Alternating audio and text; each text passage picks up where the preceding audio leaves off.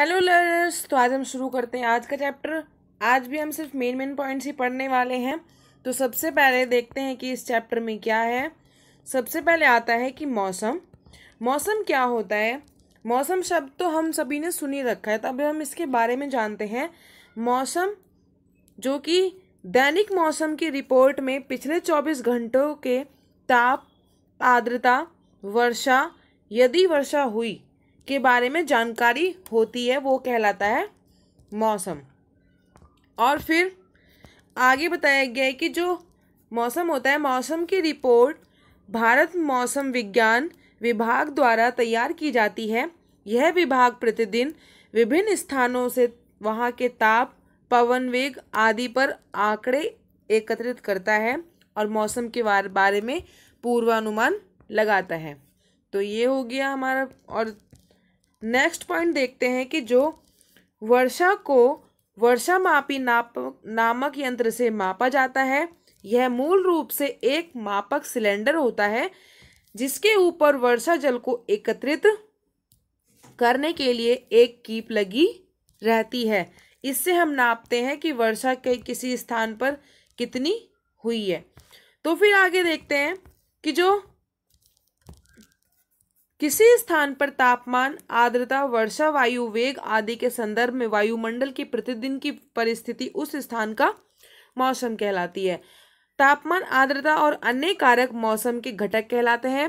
किसी स्थान का मौसम दिन प्रतिदिन और सप्ताह दर सप्ताह परिवर्तित होता रहता है। इसलिए कहते हैं कि हम अक्सर कहते हैं आज का मौसम अत्यधिक आर्द्र है अथवा पिछले सप्ताह मौसम गर्म था। नेक्स्ट देखते हैं, अधिकतम और न्यूनतम तापमान को प्रतिदिन रिकॉर्ड किया जाता है। और फिर जो जलवायु, इससे पहले ये देखते हैं कि यहाँ पर मौसम में परिवर्तन जो भी होते हैं वो सभी सूर्य के कारण होते हैं। यदि सूर्य अत्यधिक उच्च ताप पर गर्म गैसों का विशाल गोला है, सूर्य की हमसे दूरी बहुत अधिक है, फिर भी सूर्य द्वारा उत्सर्जित ऊर्जा इतनी अधिक होती है कि पृथ्वी से इतनी दूरी होने के बावजूद सूर्य हमारे लिए समस्त ऊर्जा और प्रकाश का स्रोत है। अतः सूर्य ऊर्जा का प्राथमिक स्रोत है जो मौसम में परिवर्तन लाता है। पृथ्वी के थल क्षेत्र, समुद्र और वायुमंडल द्वारा अवशोषित और परावर्तित की जाने वाली ऊर्जा भी किसी स्थान पर मौसम को निर्धारित करने में महत्वपूर्ण होती है। यदि आप समुद्र के समीप रहते हैं तो आपने यह अनुभव किया होगा कि आपके स्थान का मौसम रेगिस्तान और पहाड़ी क्षेत्र के आसपास के मौसम से काफ़ी भिन्न है। तो ये कहलाता है मौसम। अब देखते हैं कि जलवायु क्या होती है। जलवायु मौसम का ही एक बड़ा रूप होती है जिसमें हम ज़्यादा आंकड़े इकट्ठा करके लगाते हैं मौसम के बारे में। तो फिर मौसम विज्ञानी प्रतिदिन मौसम संबंधी आंकड़ों को रिकॉर्ड करते हैं। पिछले अनेक दशकों के मौसम के रिकॉर्ड करने को ही बोलते हैं हम जलवायु। और फिर आगे डेफिनेशन दी गई है कि किसी स्थान के मौसम की लंबी अवधि जैसे 25 वर्ष में एकत्रित आंकड़ों के आधार पर बना मौसम का पैटर्न उस स्थान की जलवायु कहलाती है। यदि हम पाते हैं कि किसी स्थान का तापमान अधिकांश समय उच्च रहता है तो हम कहते हैं कि उस स्थान की जलवायु गर्म है। यदि इसके अतिरिक्त उस स्थान पर अधिकांश दिनों में भारी वर्षा होती है तो हम कह सकते हैं कि उस स्थान की जलवायु गर्म और आर्द्र है। और फिर देखा जाए तो केरल और जम्मू कश्मीर की तुलना में बहुत गर्म, केरल जो है जम्मू और कश्मीर की तुलना में बहुत गर्म है और आर्द्र है, जिसमें वर्ष के कुछ भाग में मध्यम गर्म और मध्यम आर्द्र जलवायु होती है। तो आगे देखते हैं।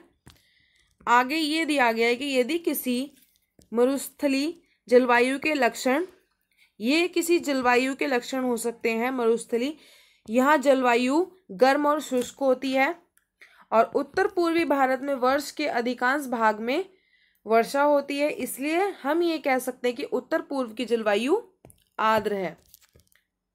फिर आगे जलवायु और अनुकूलन के बारे में पढ़ते हैं हम कि जलवायु का सभी जीवों पर गहरा प्रभाव पड़ता है। जंतु उन स्थितियों में जीने के लिए अनुकूलित होते हैं जिनमें वे रहते हैं। अत्यधिक सर्द और गर्म जलवायु में जीवित रहने वाले जंतुओं में स्वयं को चर्म, शीत अथवा ताप से बचाने के लिए कुछ विशेष गुण भी होते हैं।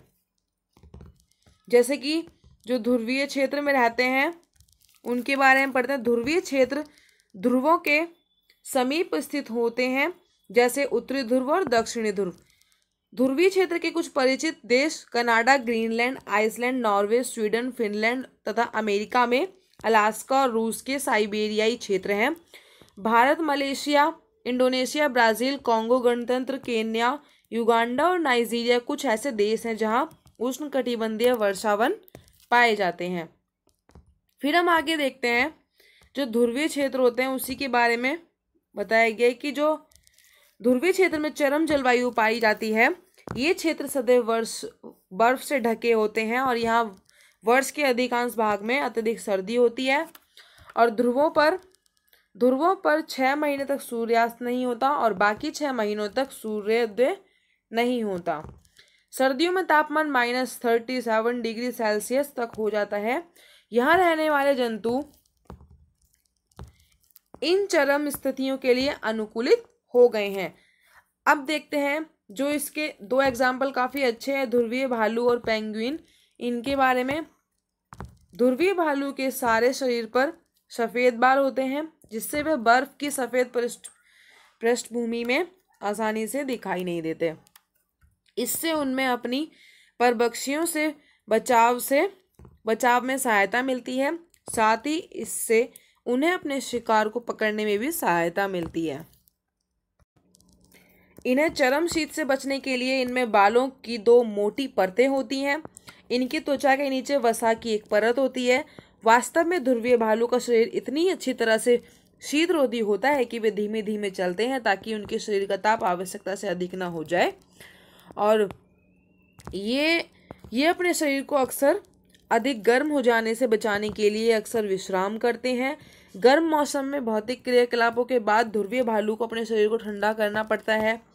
अतः ध्रुवीय भालू समुद्री जल में तैरते रहते हैं। ये अच्छे तैराक होते हैं। इनके पंजे चौड़े और बड़े होते हैं जो न केवल अच्छी तरह से तैरने में इनकी सहायता करते हैं बल्कि उनको शिकार करने में भी काफ़ी सहायता करते हैं और बर्फ़ में चलने में भी सहायता करते हैं।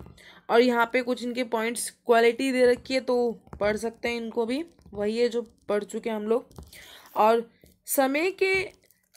तैरते समय ये अपने नथुनों को बंद करके लंबे समय तक पानी के अंदर रह सकते हैं। ध्रुवीय भालू की सूंघने की शक्ति तीव्र होती है जिससे ये भोजन के लिए अपने शिकार को आसानी से खोज सकते हैं। और फिर ध्रुवीय क्षेत्र का एक अन्य परिचित जंतु पेंगुइन है। ये भी सफ़ेद होते हैं, श्वेत होते हैं। यहाँ इनकी फोटो ये वाली है। और फिर जो कि आसानी से बर्फ की सफ़ेद पृष्ठभूमि में मिल जाते हैं। इनके शरीर में भी स्वयं को सर्दी से बचाने के लिए मोटी त्वचा और अत्यधिक वसा होती है। आपने पेंगुइन के झुंड के चित्र देखे होंगे, वो झुंड में भी रहते हैं जिससे उनको गर्मी बनी रहे उनके आसपास। और ध्रुवीय भालू की तरह ही पेंगुइन भी अच्छे तैराक होते हैं। इनका शरीर धारा रेखीय होता है जैसे कि मछली का भी धारा रेखीय शरीर होता है। इनके पैरों में जाल जैसा बना होता है जिससे ये अच्छे तैराक होते हैं। यहाँ इनके पैरों की इमेज भी दिखाई गई है जिससे वो तैर सकते हैं आसानी से। फिर आगे देखते हैं कि जो ध्रुवीय क्षेत्र में रहने वाले अन्य जंतुओं में अनेक प्रकार की मछलियाँ, कस्तूरी मृग, रेनडियर, लोमड़ी, सील, व्हेल तथा अन्य कई प्रकार के पक्षी सम्मिलित हैं। जहाँ मछली ठंडे जल में लंबे समय तक रह सकती है, वहीं पक्षियों को जीवित रहने के लिए अपने शरीर को गर्म रखना आवश्यक होता है।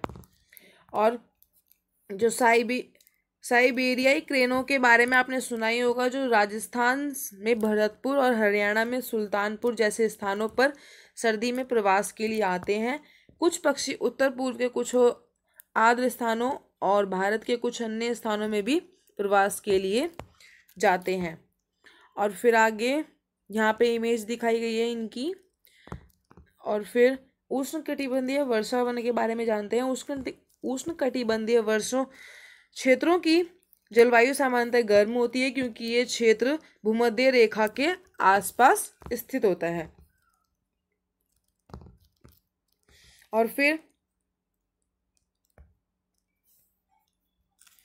सबसे सर्द महीनों में भी तापमान सामान्यतः 15 डिग्री सेल्सियस से अधिक रहता है। गर्मियों में तापमान 40 डिग्री सेल्सियस से अधिक हो जाता है। वर्ष भर दिन और रात की लंबाई लगभग बराबर होती है। इन क्षेत्रों में प्रचुर मात्रा में वर्षा होती है। उष्णकटिबंधीय वर्षा वन में भारत में पश्चिमी घाटों और असम में पाए जाते हैं। इसके अतिरिक्त ऐसे वन दक्षिण पूर्व एशिया, मध्य अमेरिका और मध्य अफ्रीका में पाए जाते हैं। और आगे देखते हैं कि वर्षा वनों में पाए जाने वाले प्रमुख प्रकार के जंतु में बंदर, कीप जिसे एप्स के नाम से भी जानते हैं, और गोरिल्ला, चीता, हाथी, तेंदुआ, छिपकली, सर्प, पक्षी और कीट पाए जाते हैं।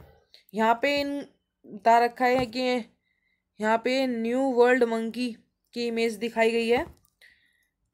और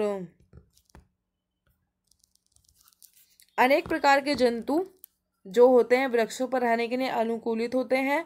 लाल नेत्रों वाले मेंढक के पैर के तलवे चिपचिपे होते हैं जो उन्हें उन वृक्षों पर चढ़ने में सहायता करते हैं। यहाँ पे इसकी फोटो दिखाई गई है। और फिर जो टोकुन नाम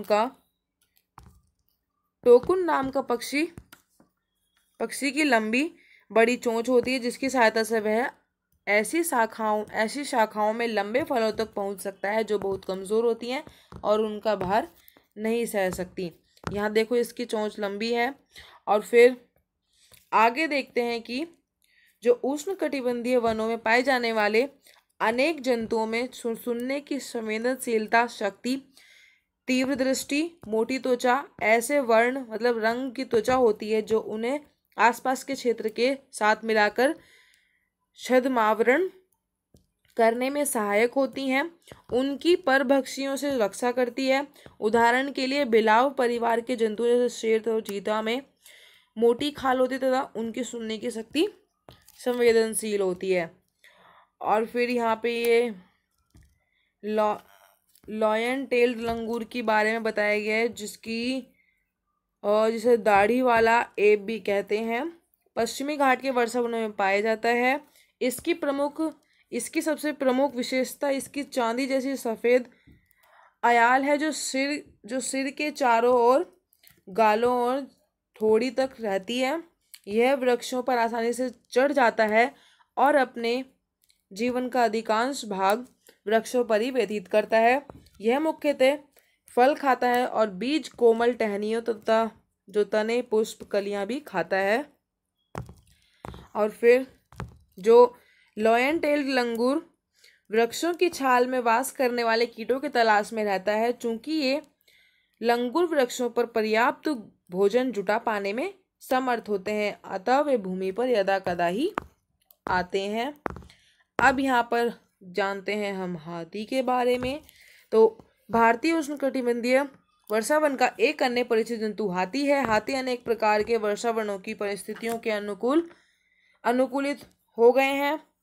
इनकी लंबी सूंड होती है जो उनको सूंघने में सहायता करती है, भोजन पकड़ने में सहायता करती है, और उनके दांत जो उनके बाहर होते हैं, बाहर जो हमें उनके दांत दिखाई देते हैं, इन दांतों से हाथी अपनी पसंद के वृक्षों की छाल को आसानी से छील सकते हैं। अतः भोजन के लिए स्पर्धा के बावजूद हाथी आसानी से अपना भोजन जुटाने में समर्थ होते हैं। हाथी के लंबे बड़े कान बहुत हल्की ध्वनि को भी आसानी से सुनने में सहायता करते हैं और जो उनके कान जो होते हैं उनके शरीर को भी ठंडा रखने में सहायता करते हैं। तो यहाँ होता है हमारा चैप्टर ख़त्म। सबसे लास्ट में भी एक कुछ इम्पोर्टेंट बात बताई गई है कि वर्षा वन पृथ्वी की सतह के लगभग 6% भाग को घेरे हैं। फिर भी इनमें पृथ्वी के आधे से अधिक जंतुओं, पादपों और लगभग 2/3 पुष्पीय पादपों की किस्म पाई जाती है। यहाँ होता है हमारा चैप्टर खत्म। वीडियो अच्छी लगे लाइक करें। मेरी सारी वीडियो देखने के लिए चैनल को सब्सक्राइब करें और अपने दोस्तों के साथ भी शेयर करें। Thank you.